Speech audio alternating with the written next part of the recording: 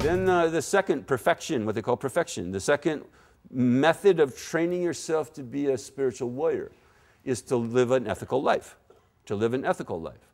To restrain yourself from harming others, which is the first level of ethics, and then positively help people, which is another level, second level, higher level of ethics. Dalai Lama often says, if you can't help them, at least don't hurt them, right? At least don't hurt them. In body, speech, or mind even, okay? Your mind matters. Mind matters.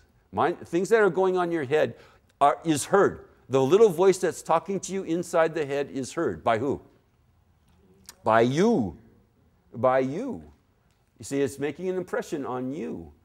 You are the kind of person, you are the person you think you are because of the person you think you've been. Okay?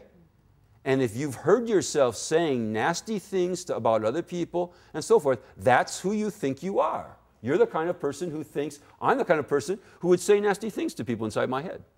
You see? It's making an impression on you. So you want to live a happier life, you've got to control even the mind. See, even the mind. The karma, we call karma. Karmic concentrate occurs in the mind, at the mind level. And then the expression of karma concentrate occurs in body and speech. But the fundamental karma is coming from the mind. Third level, third principle of learning how to be a spiritual warrior is patience. Patience, learning patience in all forms. It's relatively easy to learn to be patient with inanimate objects. Relatively easy, although we're also capable of being impatient with inanimate objects too. But when we find ourselves being impatient with cars or with computers or something like that, usually it lasts only a few seconds before we go, what an idiot I am. I'm losing my temper to computer, you see. Usually, right? But with people, it's a little bit different, right? With people, we justify losing patience.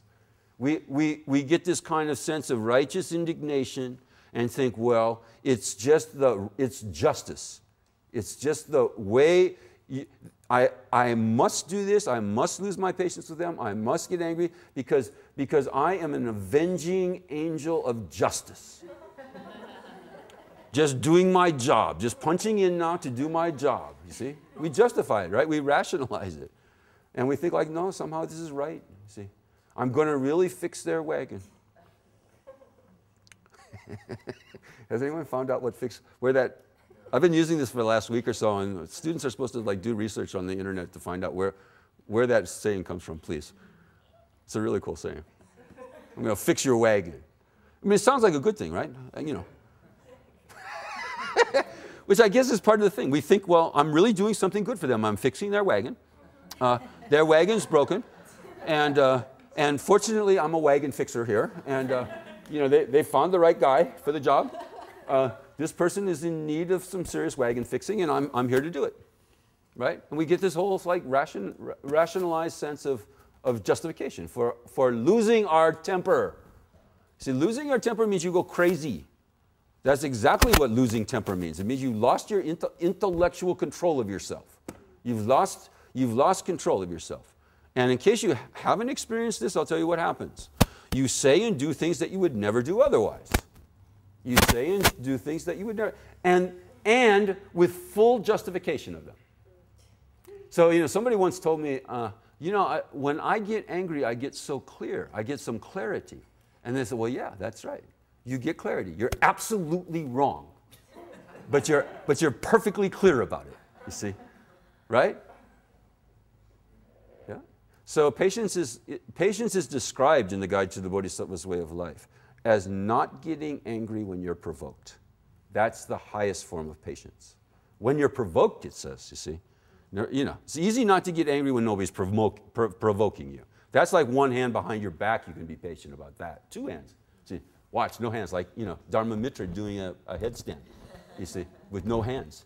See, you be patient with no hands. If what? Nobody's provoking you. So if you are interested in learning how to be a saint, if you're interested in learning how to be a spiritual warrior, you will rejoice when people provoke you. Because they're the only teachers of patience. They're the only real teachers of patience. So when you find somebody who's irritating, you go, excellent. Guruji, you see. No, the guide says that. He says, like, you should treat people who irritate you as if they were your guru, as if they were your highest teacher. And, in the Tibetan Buddhist tradition, we're supposed to, be licking the feet of our guru, like that, with that kind of, humility and obeisance. So think about that the next time that irritating person pops up in your life. You're like, oh, I'm supposed to lick their feet, I think. See? Why? Because they're the only person who can teach you patience. I can't teach you patience unless you find me irritating, in which case I can't teach you patience. I once gave this whole long talk about irritating people, and so when you see your irritating people at work, and then this guy comes up to me at the end of the talk and says, I find you to be an irritating person. I said, well, all right, well, I'm empty.